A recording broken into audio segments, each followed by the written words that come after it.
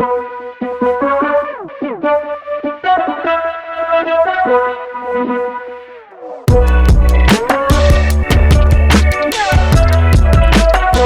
right, let's talk about the Golden State Warriors. The Golden State Warriors. Oh, man. Look, for you watching the video, I had to represent my boy Steph Curry. Look, Steph Curry's the whole reason I watch basketball.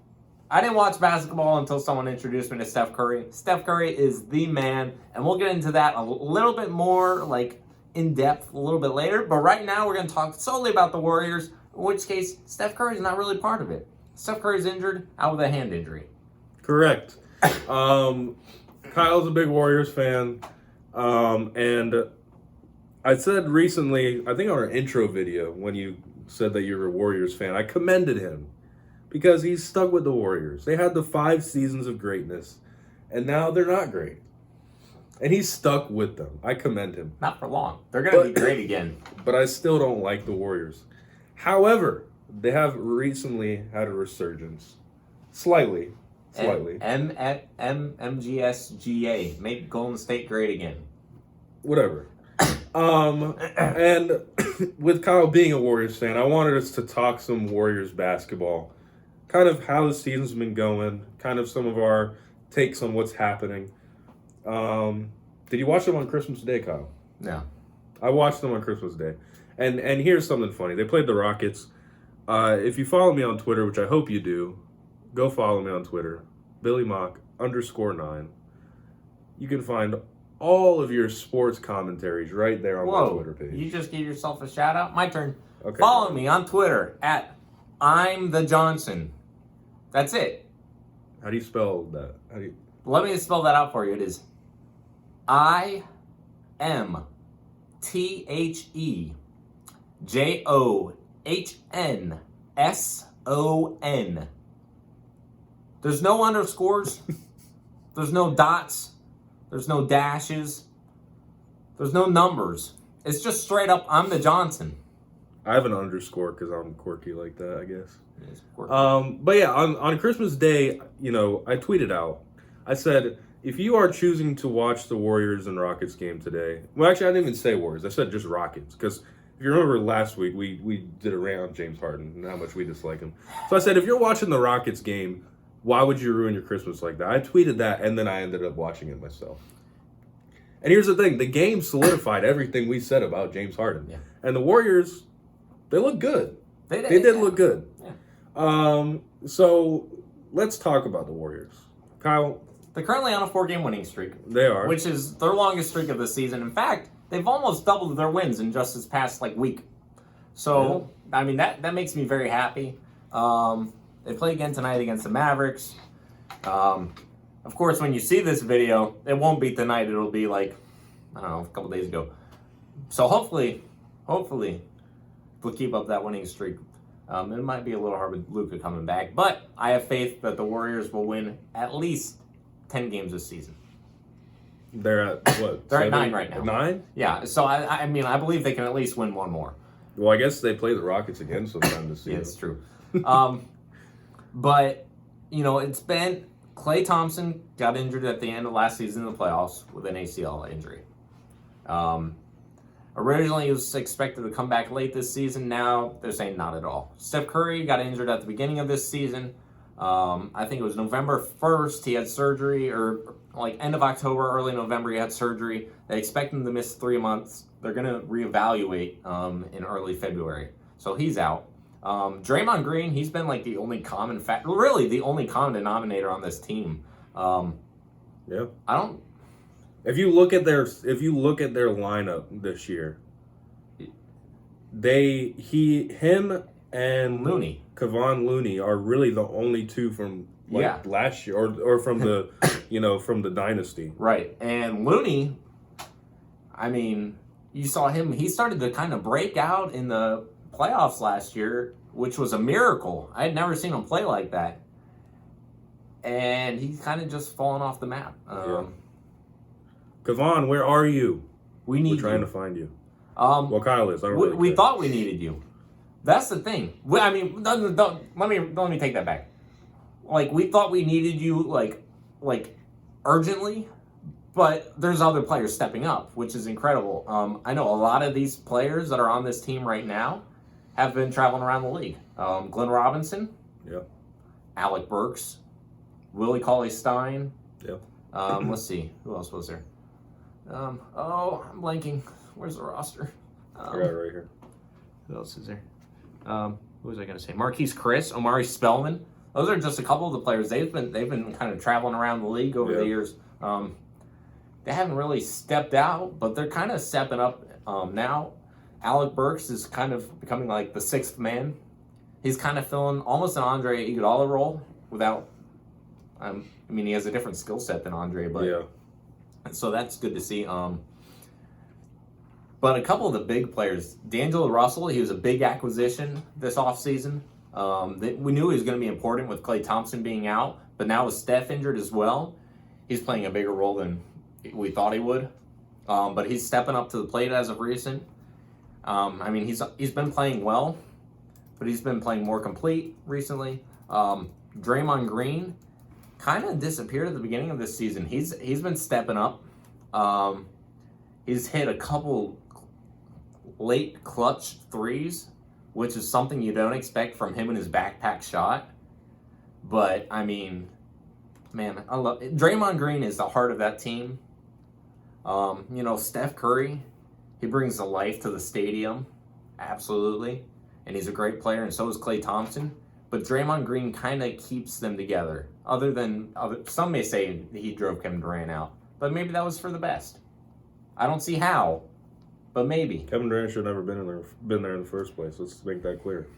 But Draymond Green, he brings the energy, he brings the intensity, he brings a certain leadership to that team. And yes, he has a big mouth and he talks a lot, but he's also able to kind of like almost what they consider a floor general. I mean, he's kind of just like leading the team from the floor, and that it's big. He plays defense well. He doesn't score well, but he does everything decent enough. Here's my quick spiel on Draymond. While during the Warriors dynasty with Curry, Clay, KD, the whole thing around Draymond was he doesn't seem as great as he is because of all the star power around him, and he is that kind of guy, like the floor general. He's not going to put up much stats. But the for the Draymond Green stands out there, they're always like, if he went to another team, like he would be great and he would like lead him to the playoffs and stuff. He's gotten his opportunity this year to be that guy. And obviously, a lot of young guys and stuff, but he's still like the third scoring option on that team. Right. Well, he's not. And even when he did have Steph and Clay and all those other guys as threats, he was never the leading scorer. You would never expect him to do that because that's just not the kind of player he is.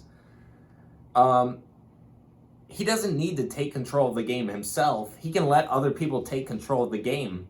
But wherever the team needs him most, whether it's rebounding or assisting, he's going to step up into that position. And we've seen it. I mean, he will get triple doubles where points are his lowest stat. Yeah. I mean,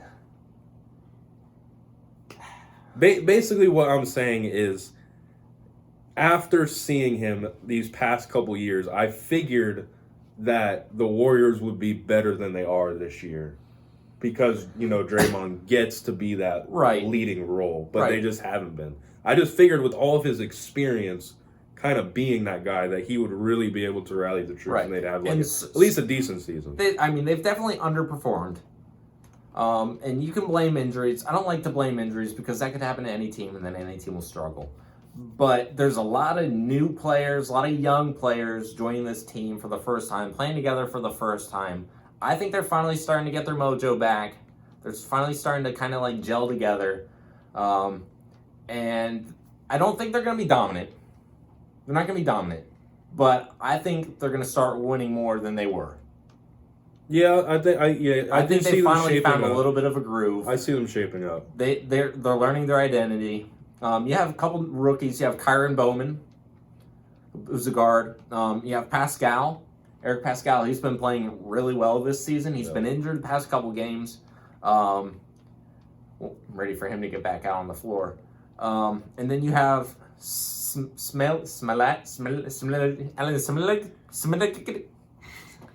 whatever his name is. He's from Smelagic. Exactly. It's hard to pronounce. Something like that. I think he's from like Serbia or something. But he just got called up yesterday. He had his first points in the NBA. Played all right. Damian Lee, he's been on the team, I think, for the past couple of years. Yeah. He's kind of been on like the G League, I don't know. He's been in and out. But with all the other players they had on the team, they didn't really need him. But they've needed him a lot this year. He stepped up. He had a career day on Christmas Day against the Rockets. So that was good, probably for his confidence. Finally stepping up into his role. Glenn Robinson's been playing well for the team. Did you know that Glenn Robinson was a dunk champion a couple years ago? I can see why. Yeah. Before this segment ends, my question to you, and I have an answer for this, but I want to hear what you say. What do you think the Warriors' grand vision is for D'Angelo Russell?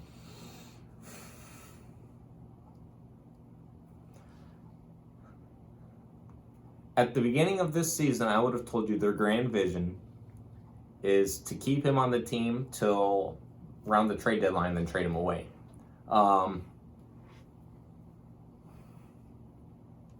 After seeing what's happened so far this season, not much has changed. I think they're going to keep him through the end of the season and then trade him away. Okay, yeah, that's kind of my thinking as well. Because when they picked him up, I'm like, I'm not totally understanding, what they're getting, trying to do here. Right. With the fact that they have Curry and Klay Thompson. The three of them can't play together unless they were going to make D'Angelo a sixth man or something like that, which I don't see at all. Well, I could see Klay going into maybe a small forward position. Yeah, maybe if they're going for a smaller Klay lineup. can play defense. He can shoot. I think the biggest problem with that is, he's injured. Yeah. And D'Angelo's also, he's on a pretty big contract as well. 4 years, 117 mils, 29 is his average salary a year. That's what I'm thinking as well, is that they keep him at least the end of the season, because they're not expected to make the playoffs or anything. He's a good guy to keep in there, at least keep the fans happy, I guess. Right. But this is really, I see D'Angelo Russell, him making his case as a trade piece essentially. And I think a lot of teams are going to be in on him, seeing how he's performed this year, and the Warriors can trade for him, bring in some supporting players to support Steph and Klay when they return. That's what I see from D'Angelo Russell and the Warriors. No, I don't disagree. I think you're right.